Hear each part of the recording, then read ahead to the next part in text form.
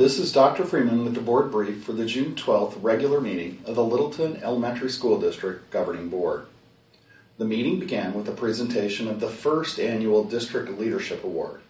Ms. Laura Corrett was nominated by her staff at Quinton and was honored with a plaque for recognition. According to her staff, as soon as she stepped foot on campus, her vision was apparent. Our school can and will succeed.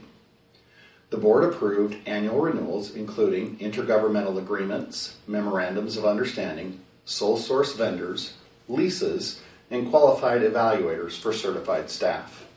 They also approved resolutions for garnishment of wages, ratifying expense and payroll vouchers, and exceeding subsections within the total budget.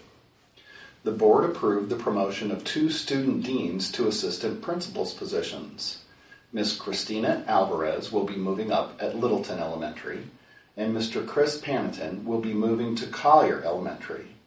Ms. Rabienne Dominguez-Musel was approved as the new Director of Federal Programs.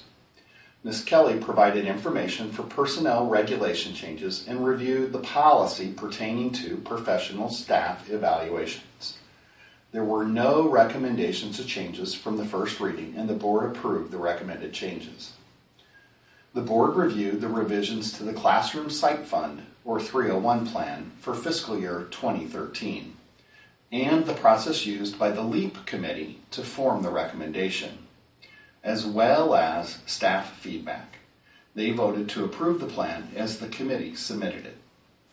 Dr. Tai presented information on blended learning pilot for the 2012-13 school year. He also presented a recommendation for adoption of English Language Arts intervention materials. Mr. Hicks presented the proposed fiscal year 2013 expenditure budget, which will be back on the agenda for final adoption at the regular July meeting. The board also discussed the purpose and pro statements for the capital override election pamphlet this November 6th. After some editing, they approved the materials.